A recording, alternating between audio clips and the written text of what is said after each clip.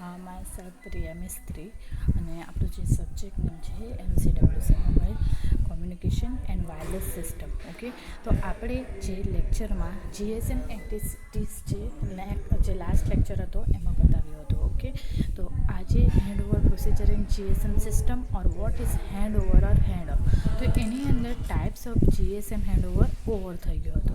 Okay, તો હવે start કરીએ છીએ GSM હેન્ડઓવર પ્રોસેસ. ઓકે, તો although they are several forms of GSM handover is detailed above, as far as the mobile is concerned, they are effectively seen as very similar. There are number of stages involved in undertaking a GSM handover from one cell or base station to another. શું કહે છે GSM handover process શું છે કે એ આપણી GSM handover એ શું કરે, આપણી જે ડેટા છે સર્વર ફોર્મમાં છે કે એ કયા મોબાઈલ સાથે કનેક્ટેડ છે, એ જે એની વસ્તુ છે જે ડિટેલ છે એ બતાવશે. બરાબર. હવે GSM હેન્ડઓવર એટલે શું કે one cell or base station to અનોધર, એક કરતાં વધારે બેઝ સ્ટેશન સાથે કનેક્ટેડ હોય. તો in GSM which use TDMA technique, the transmitter only transmit for one slot in it, and similarly the receiver only receive for one slot in it. તો GSM ની અંદર શું આવશે, TDMA ટેકનિક ની અંદર જે ટ્રાન્સમિટ થાય છે તે એક સ્લોટની અંદર જે ડેટા આપણા સ્ટોર થવા જોઈએ એ જ થઈ શકે. બરાબર. એવી જ રીતના receive for one slot in it. હવે એકની અંદર સ્ટોર થશે 8 જેટલા, અને એની અંદર પણ આપણા એક સ્લોટની અંદર રિસીવ પણ થઈ શકે કેટલા, તે પણ 8. બરાબર. As a result the RF section of the mobile could be idle from 6 slot out of the total 8. બરાબર. એની અંદર 6 સ્લોટ મોબાઈલના સેક્શન RF માટે અવેલેબલ હોય. Okay, this is not the case because during the slot in which is not communication with the BTS, it scans the other radio channel looking for beacon frequency that may be stronger or more suitable. એ કેવી રીતના છે કે આપણું જે GSM handover જે છે process જે છે તે સ્ટ્રોંગર અને સુટેબલ છે શાના, મોબાઈલ સ્ટેશન માટે.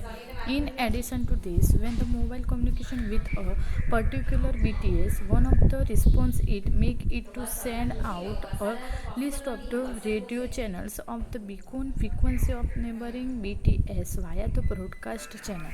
હવે બ્રોડકાસ્ટ ચેનલનો યુઝ કરીને એક મોબાઈલનું કોમ્યુનિકેશન થાય પહેલાં. બરાબર. એ કોમ્યુનિકેશન થાય એટલે આપણા ડેટા સેન્ડ પણ થઈ શકે, રિસીવ બી થઈ શકે, અને એની જે ફ્રિકવન્સી છે તે એના જે આજુબાજુના એરિયાના મોબાઈલ સ્ટેશન છે એના પર ડિપેન્ડ રહેશે. શાના દ્વારા, એ બ્રોડકાસ્ટ ચેનલ દ્વારા. The mobile scan this and report back the quality of the link to the BTS. In this way the mobile assist is the handover decision, and result this form of GSM handover is known as a mobile assist handover. હવે આપણા જે મોબાઈલની અંદર detail છે એને scan થાય, report મળે, એ report એની quality મળે, અને એ ક્વોલિટી જે BTC દ્વારા મળે, અને એ BTC દ્વારા મળે તો રિઝલ્ટ કયા, GSM હેન્ડઓવરના ફોર્મમાં મળે, અને એ GSM હેન્ડઓવર જે ફોર્મ બને એને શું કહેવાય, મોબાઈલ આસિસ્ટ હેન્ડઓવર. કેમ? કારણ કે મોબાઈલના સ્ટેશન દ્વારા આપણને રિપોર્ટ મળ્યો છે. ધ નેટવર્ક નો the quality of the link between the mobile and the BTS as well as the strength of local BTS as reported back by the mobile. હવે નેટવર્કની ક્વોલિટી છે એ એકબીજાના મોબાઈલ સાથે લિંક હોય. બરાબર. તો એ લિંક હોય ત્યારે આપણને ડેટાનું શું મળે, કયો રિપોર્ટ મળે, તો એ રિપોર્ટ એના સ્ટ્રેન્થ પર ડિપેન્ડ કરે કે કેટલી સ્ટોર થઈ શકશે. ઓકે, તો if the network decide that is necessary for the mobile to hand over, it assign a new channel end time slot to the mobile. It informs the BTS and the mobile of the change. The mobile then return to during the period it is not transmitting or receiving. Example, in idle period. મોબાઈલની અંદર જે હોય એ એને period આપેલો હોય, એની અંદર જ data transmit અને રિસીવ થઈ શકે. Okay, a key element of the GSM handover is timing and synchronizing. There are a number of possible scenarios that may occur depending upon the level of synchronization. બરાબર. એની અંદર જે GSM handover હોય એ timing પર synchronisation થાય એટલે sending અને receiving વચ્ચે જે કોમ્બિનેશન થાય એને સિંક્રોનાઇઝેશન કહેવાય. તો there are a number of possible scenario that may occur depend upon the level of synchronization. Okay, તો એ સિંક્રોનાઇઝેશન પર ડિપેન્ડ છે કે આપણા જે પોસિબલ સિનારીઓ કયા કયા છે, બરાબર. ત્યાર પછી નેક્સ્ટ જે ટૉપિક છે આપણો રોમિંગ એટલે શું?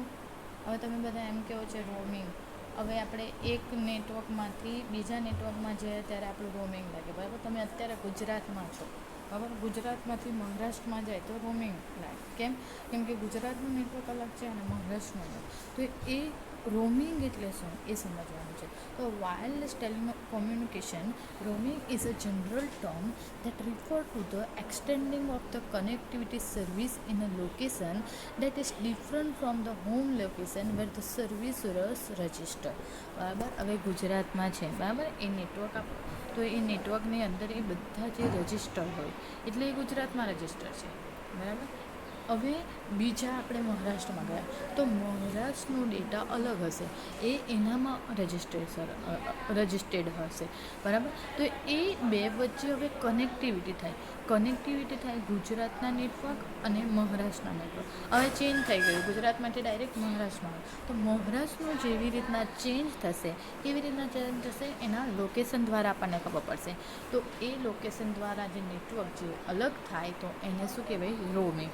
તો roaming ensure that the wireless device keeps connected to the network without losing the connection. The term roaming originated from the GSM Global System for Mobile Communication spare. The term roaming can also be applied to the CDMA technology. Roaming શામાં apply છે? Code division multiple access માટે. Okay, ચાલો જો હવે hand off પર hand off અને after hand off. Before પહેલાં કેવું હતું અને પછી કેવું છે તે બતાવે. જો પહેલાં આપણે BS1 એટલે તમે સમજો ગુજરાત છે અને BS2 એટલે સમજો તમે મહારાષ્ટ્રમાં છો. ઓકે, તો હવે મહારાષ્ટ્રમાં છે તો શું થશે? જો પહેલાં બિફોર હેન્ડ ઓફ અને આફ્ટર હેન્ડ ઓફ. ઓકે, ફિગરની અંદર દેખાય છે. તો પહેલાં શું છે કે બિફોર હેન્ડ ઓફ અને આફ્ટર હેન્ડ ઓફ બેમાં શું ડિફરન્સ છે? જો તો પહેલાં બિફોર હેન્ડ ઓફ અને આફ્ટર હેન્ડ ઓફમાં હવે પહેલાં હેન્ડ ઓફ એટલે શું જોવું પડે? તો in cellular telecommunication the term hand over or hand of refer to the process of transferring an ongoing call or a data session from one channel connected to the core network to the another. Hand of એટલે શું કહેવા માંગે? એ એવી process છે કે transfer જ્યારે કરે ત્યારે ડેટા એક જગ્યાએથી બીજી જગ્યાએ લઈ જાય ત્યારે એ શું છે? એક નેટવર્કમાંથી બીજા નેટવર્ક પર જવા માટે જે ડેટા આપણો કનેક્ટ થાય, બરાબર, તેના હેન્ડ ઓફ કહેવાય. In satellite communication is the process of transferring satellite control responsibility for one earth station to another without loss or interruption of service. બરાબર, આપણે ડેટા ટ્રાન્સફર તો થાય પણ કોઈ પણ આપણને ઇન્ટરપ્ટ ઓર કોઈ પણ ડેટા જેવા લોસ નહીં થઈ ગયા એના વગર આપણી સર્વિસ આપણને મળવી જોઈએ. તો હવે પહેલાં બિફોર હેન્ડ ઓફ અને આફ્ટર હેન્ડ ઓફ બે વચ્ચે ડિફરન્સ શું છે? જો પહેલાં છે ને બે સ્ટેશન છે, બરાબર. બે સ્ટેશન 1 હવે મોબાઈલ સ્ટેશન અને બે સ્ટેશન 2. પહેલાં શું છે?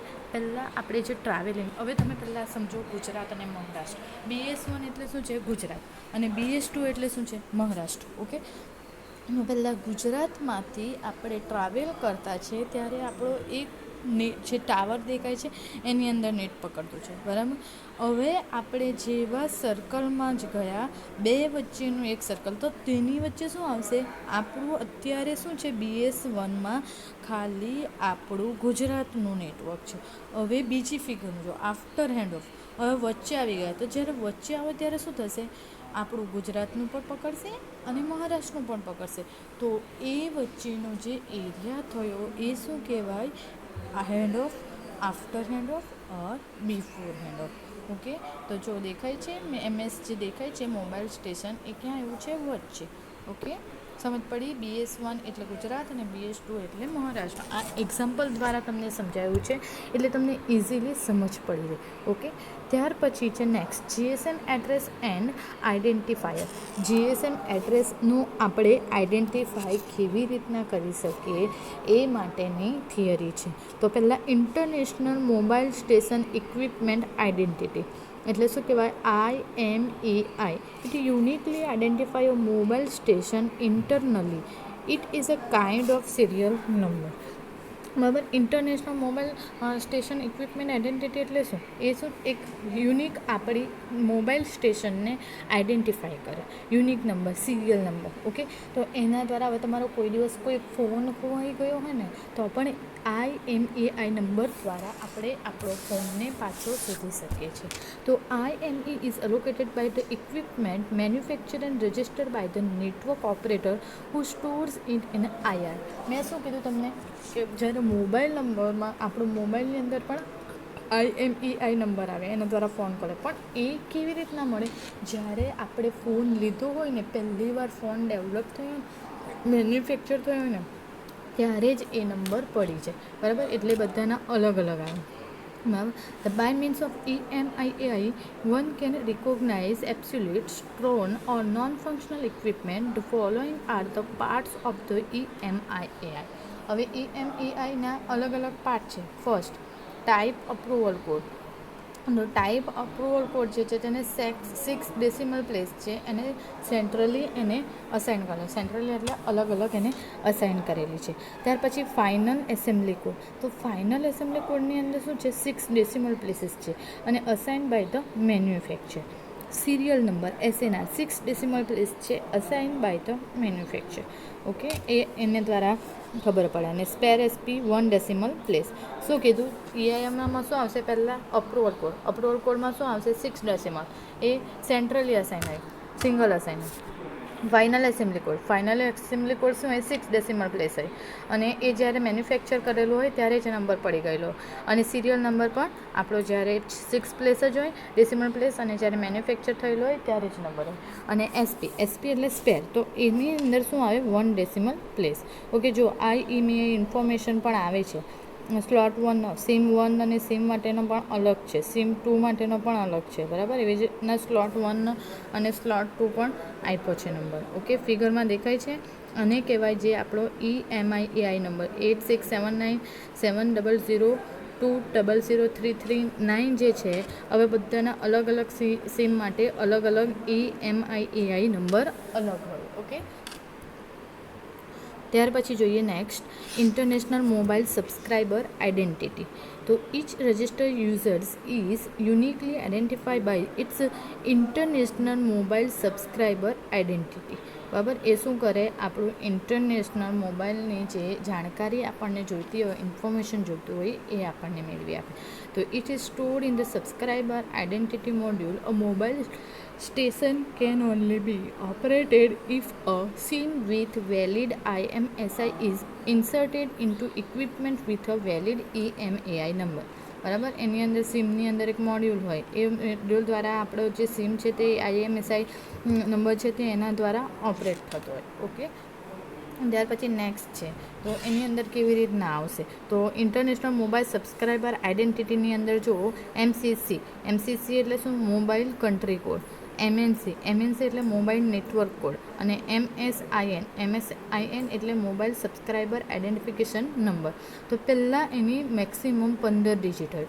એમાંથી 15 ડિજિટનો જે IMSI નંબર હોય, એમાંથી જે પહેલાં 3 ડિજિટ હોય એને MCC કહેવાય. MCC એટલે મોબાઈલ કન્ટ્રી કોડ. પછી બીજો અને ત્રીજો ડિજિટ્સ હોય એને શું કહેવાય? આપણો મોબાઈલ નેટવર્ક કોડ. અને જે લાસ્ટ જે બાકી રહ્યા એ સબસ્ક્રાઈબર આઇડેન્ટિફિકેશન નંબર. ઓકે, ખબર પડી. ત્યાર પછી the following parts of the IMSI, જે મેં તમને અગાડી જે ફિગરમાં જે બતાવ્યું એ જ છે. તો પહેલાં મોબાઈલ કન્ટ્રી કોડ, એને 3 ડેસિમલ પ્લેસ આવે. બરાબર, ઇન્ટરનલી સેન્ટ્રલાઇઝ હોય. બરાબર, એ અલગ અલગ પાર્ટમાં ડિવાઇડેડ. પછી MNC એટલે મોબાઈલ નેટવર્ક કોડ, એની અંદર 2 ડેસિમલ પ્લેસ આવે અથવા 3 પણ આવી શકે. For unique identification of mobile network within the country. અને મોબાઈલ સબસ્ક્રાઈબર આઇડેન્ટિફિકેશન નંબર, તો maximum 10 decimal places identification number of the subscriber in the home mobile network. ત્યાર પછી mobile subscriber ISDN number. ISDN number, the real telephone number of the mobile station is the mobile subscriber ISDN number. હવે આપણા જે ISDN number એટલે શું કહેવાય? આપણો ISDN number શું છે? રિયલ ટેલિફોન નંબર છે. બરાબર, it is assigned to the subscriber. Such a mobile station set can have several MS MSISDNs depending on the scene. The MSISDN category follow the international ISDN number plan and therefore have to following structure: country code up to 3 decimal. Okay, હવે MSISDN છે તો MSISDNમાં કયા કયા પાર્ટમાં divide થયેલું છે? CC, NDC અને SN. હવે CC એટલે કન્ટ્રી કોડ, NDC એટલે નેશનલ ડેસ્ટિનેશન કોડ અને SN એટલે સબસ્ક્રાઈબર નંબર. બરાબર, તો એની અંદર પહેલાં CC જે છે તે કન્ટ્રી કોડ 3 ડિજિટનો આવશે, NDC 2 અથવા 3નો અને મેક્સિમમ 10 ડિજિટ એટલે સબસ્ક્રાઈબર નંબર આપણો 10 ડિજિટનો આવશે. ત્યાર પછી છે લોકેશન એરિયા આઇડેન્ટિટી. તો each LA in a PLMN has own identifier called location area identification, which is structured hierarchically and unique. Example 5020601. હવે લોકેશન એરિયાની આઈડેન્ટિટી જાણવી હોય તો કેવી રીતના જાણે? તો એની અંદર એ હિરાચિકલ મેનરમાં હોય, સ્ટ્રક્ચરલી હિરાચિકલ. એટલે હિરાચિકલ એટલે એક પરથી બીજા આપણને ડેટા મળી રહે, અને હિરાચિકલી તો હોય જ પણ કેવું હોય, બીજું યુનિક પણ હોઈ શકે. ઓકે, ત્યાર પછી એ જે છે લોકેશન એરિયાને આઈડેન્ટિફાઈ કરવું હોય. હવે તમને એમ કે લોકેશન એરિયાનો તમે આઈડેન્ટિફાઈ કરો, એની અંદર શું આવે તો કેવી રીતના કહેવાનું? પહેલાંમાં MCC, MNC અને LAC. તો MCC એટલે મોબાઈલ કન્ટ્રી કોડ, MNC એટલે મોબાઈલ નેટવર્ક કોડ અને LAC એટલે લોકેશન એરિયા કોડ. હવે પહેલાં આપણું જે મોબાઈલ કન્ટ્રી કોડ એને પહેલાં 3 ડિજિટમાં, પછી MNC એટલે મોબાઈલ નેટવર્ક કોડ 2 ડિજિટમાં અને લોકેશન એરિયા કોડ જે છે તે 1,65,536 સુધી હોઈ શકે. ઓકે, તો આ આપણું થયું લોકેશન એરિયા આઇડેન્ટિટી. ત્યાર પછી નેક્સ્ટ છે mobile station roaming number. mobile station roaming number. So when a subscriber is roaming in another network, a temporary ISDN number assigned to the subscriber called MSRN. શું કીધું? Mobile station roaming number. હવે mobile roaming number છે એ એની સાની અંદર આવશે VLRની અંદર. VLR એટલે visitor location register. તો MSRN assigned by the local VLR in charge of the mobile station and follow the structure of MSISDN. Temporary mobile subscriber identity. તો ટેમ્પરરીની અંદર શું છે? By the serving VLR use to place of the IMSI for identification and addressing of the mobile station. Together with the current location area, a TMSI allows a subscriber to identify uniquely. હવે temporary mobile subscriber આઇડેન્ટિટીની અંદર શું હોય?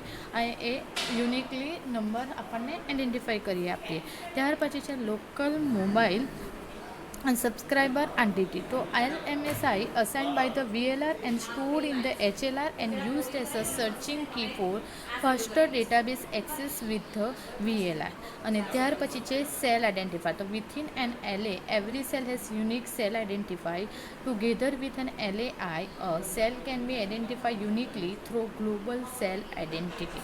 Cell identify કરે એટલે એને અલગ જ cell હોય, એ યુનિક હોય, અને એને જે આઈડેન્ટિફાઈ કરવું હોય તો એ આપણા યુનિક કોલ પર સેલ પર ડિપેન્ડ રહેશે. ઓકે, આ થયું આપણું સેલ આઈડેન્ટિફાઈ. બરાબર, આજનો જે ટૉપિક હતો એ પતે છે. હવે નેક્સ્ટ લેક્ચરમાં આપણે call routing in GSM with block diagram જોઈશું. ઓકે, બ્લોક ડાયાગ્રામનો યુઝ કરીને આપણે હવે શું જોઈશું? Call routing in GSM with block diagram. આજના લેક્ચરમાં નહીં સમજ પડી હોય તો મને પૂછી શકો છો. Okay, thank you everyone.